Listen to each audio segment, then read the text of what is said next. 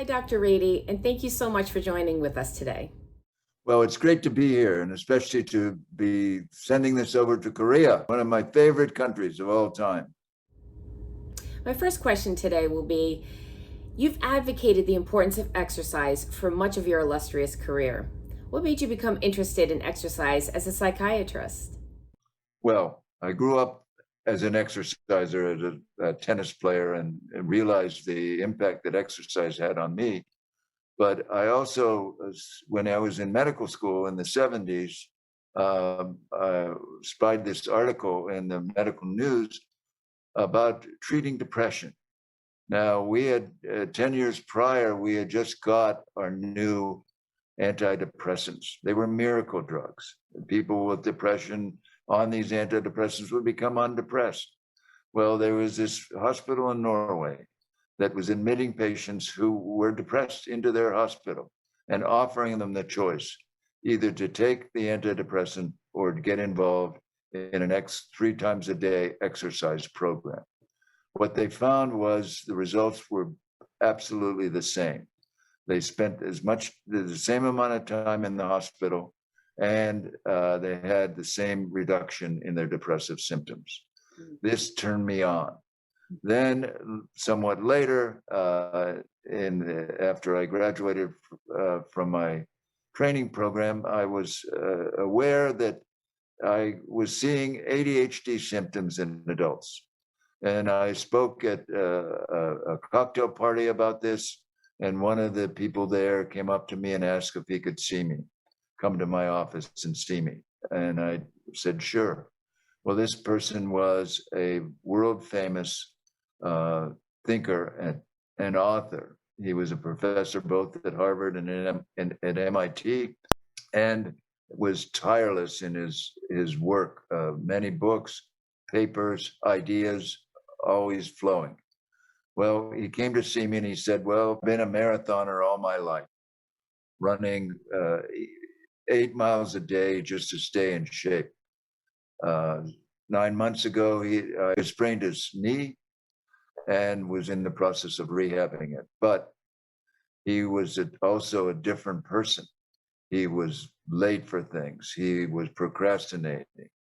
He had lack of energy. He was spacing out. His memory wasn't nearly as sharp. He was getting angry. All the symptoms of what we now think of as ADHD. And this was an adult, unheard of. So I treated him with medicine. He got much better, but then was getting rehab on his knee, and eventually he went back to running. Over the next year or so, we both decided that the medicine was not needed. We took that off, and he stayed with it by running. So that by exercising in both cases, changed the mood in the one and changed the attention system in the other.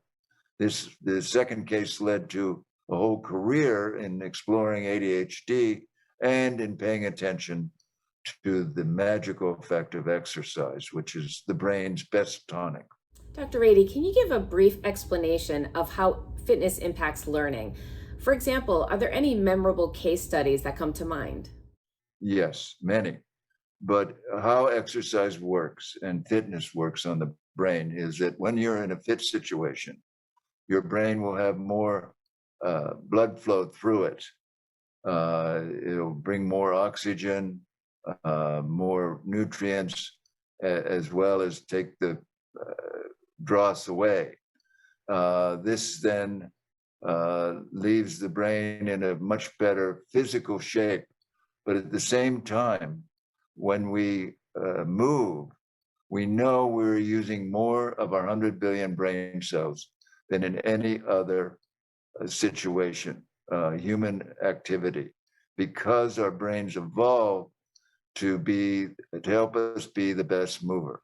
So we added brain on as we evolved through the hunter-gatherer period of 2 million years or so.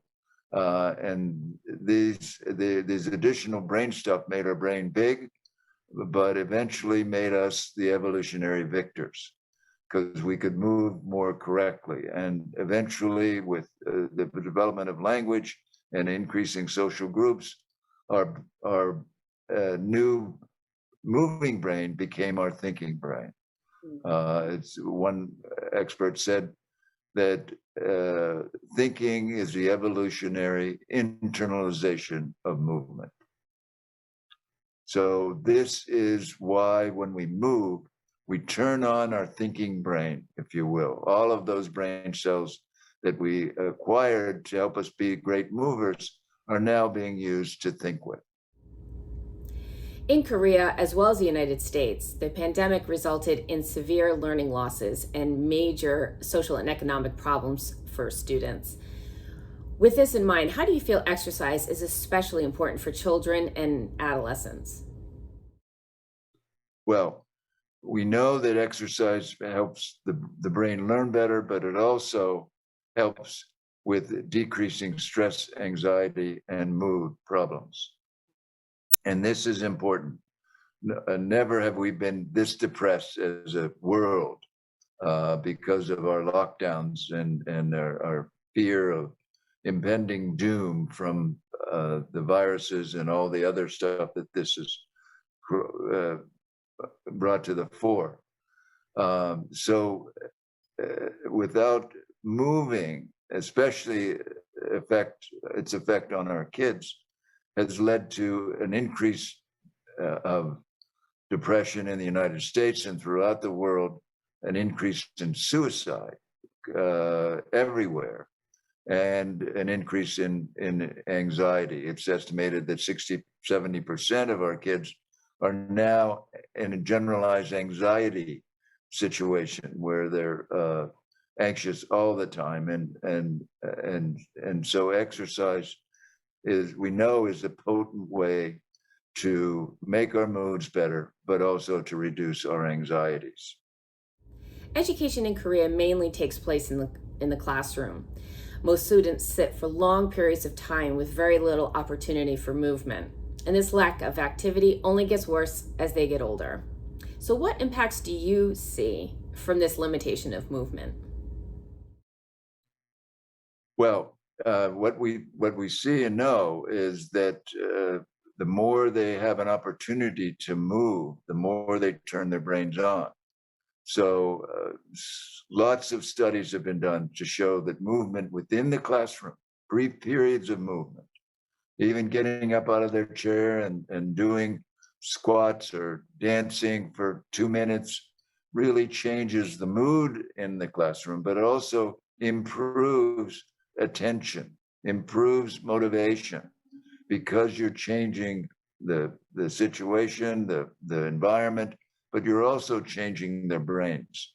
One class did a minute of dance every 15 minutes in Wyoming and had a great outcome. It was seen as the best class throughout the state. And the teacher won awards for these fifth graders who were pretty difficult to manage before that. So we know from lots of other studies throughout the world that if you add movement in the classroom itself, you're going to have a better outcome. During your lectures, we often see you start off with brief exercises with the audience. So in terms of the duration of exercise, can even a little bit of exercise help? Yes. There's a whole push to talk about exercise snacking. 5 minutes here, 6 minutes there, 10 minutes there to get the desired result over the day. Of course, longer periods are usually better. But what I do when getting people up and moving, doing a squat, doing a pull, doing jumping jacks, this turns their muscles on. And when you move your muscles, you turn on brain cells. And when you turn on those brain cells, you make them more ready to learn. You're activating them. And over time, these brain cells grow new neurotransmitters, new receptors. They grow more ready to learn, to act. And this is the basis of all learning, is for our brain cells to grow. So providing the right kind of internal environment around our cells is really the essence of why exercise is so great for promoting our ability to learn, remember, and think. The truth is, it would be great if we could exercise for 40 minutes or more daily. But for students, committing that much time is pretty unrealistic. So, do you feel 10 or 20 minutes of exercise before class would strengthen cognitive abilities? We know that it does. Just getting up and moving. One of the great apps on your cell phone is 7-minute exercise, done by Johnson and Johnson and the New York Times, and it's available everywhere. And it leads you through quick exercises to get your body moving. This kind of activity promotes our brain to be ready to respond to new issues, new learning. It makes your brain apt to be able to take in new information and store it. And this is the way we learn anything. And we learn new information by growing better connections between cells in our brain. And this is the essence of learning. So when we move in any fashion, we're creating the likelihood that we're going to be a better learner.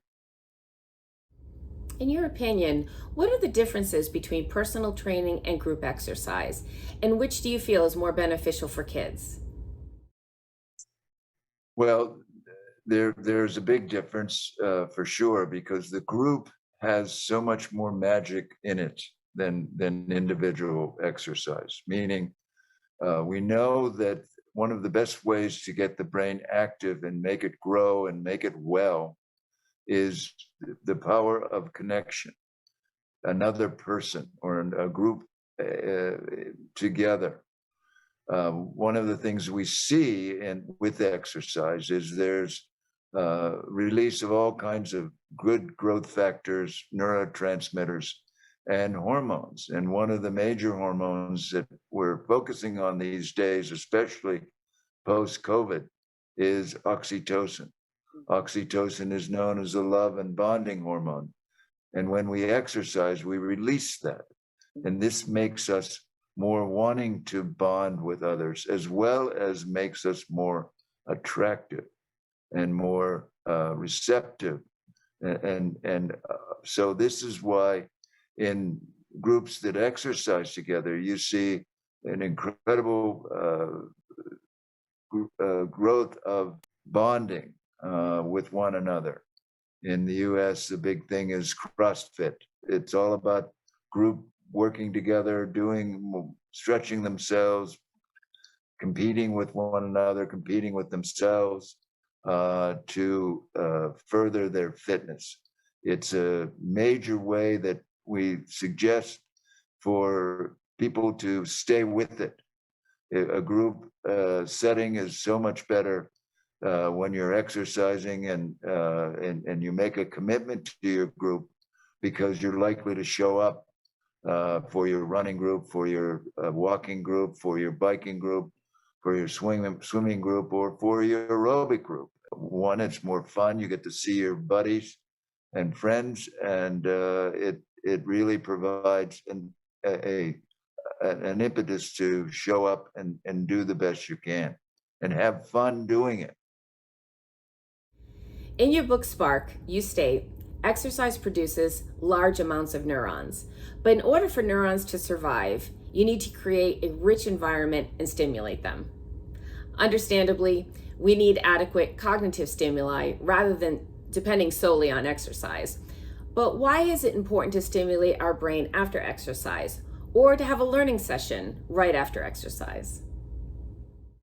Well, right after exercise is sort of the best time to take advantage of the brain changes that you've created.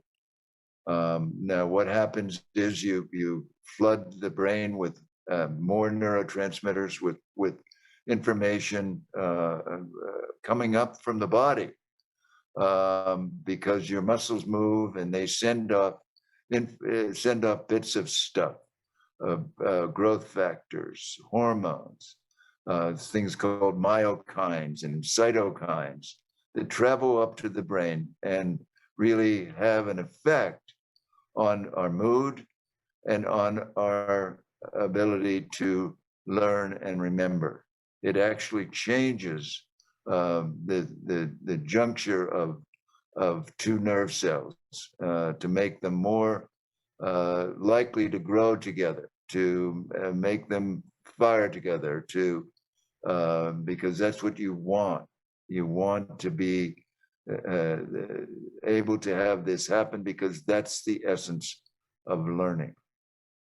So, with this answer in mind, a program like MSC's Brain Fitness program, which connects exercise and learning, how beneficial would this be to students and why? And which students should participate in the program to see the greatest results? We're very excited about the MSC Brain Fitness program.